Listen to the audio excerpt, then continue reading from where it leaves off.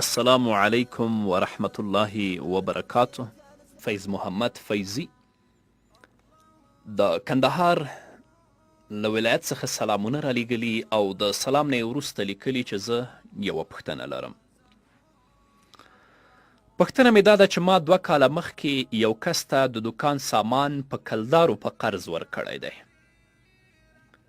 هغه وخت ډالر په کلدارو تقریبا یعنی $1 105 کلدارې کېده، خو اوس $1 128 کلدارې کېږي او هغه سړي موږ ته تر اوسه پورې پیسې نه دي راکړي.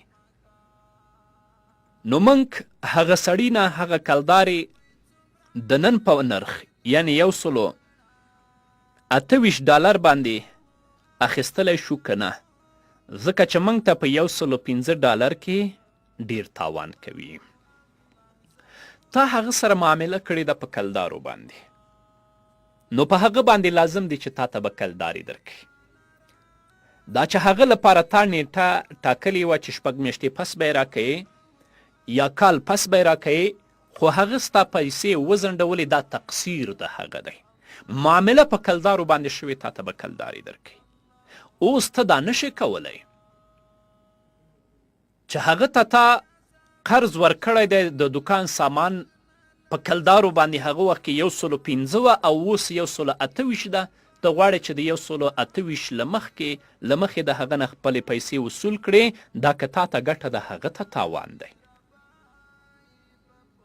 یو خو ځکه بدبخته دی چې بیچاره دی، که هغه پیسې درلودلې نو ضرور به یې تا ته درکولي.